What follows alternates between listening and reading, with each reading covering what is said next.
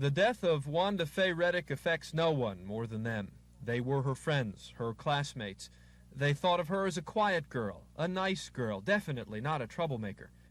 And now she is dead, and they don't know who did it, and they don't know why, and they are scared.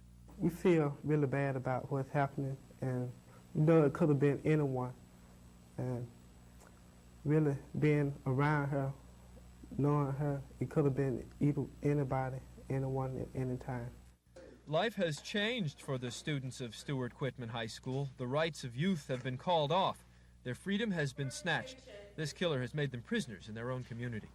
Well, I have a job and I work in Casita, and I have to call my mom before I leave work, and if I don't get home within 20 minutes, she'll go looking for me. The students are jumpy here, especially the girls. There is absolutely nothing on the face of it that made Wanda Reddick a more likely candidate for murder than them. And the pranksters' calls telling the mothers of Richland that their daughters are next do not help. Everybody's really jumpy, and if you talk to the girls at the school, some of the girls who live in Richland won't even go to sleep at night. And right now, you know, people are crying out in the halls and things like that. This is the kind of community where everybody knows everybody. The people here are beginning to pull together to hold counseling sessions, church meetings, discussions in school. Stewart-Quitman Principal Fountain Whims is proud of his students and teachers and how they're holding together, but he can see how much they hurt.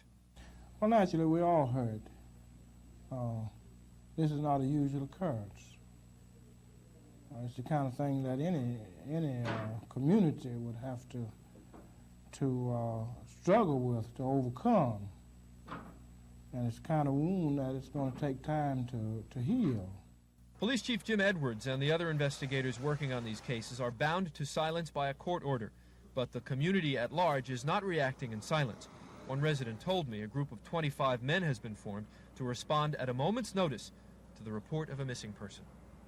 The police aren't talking here. They can't.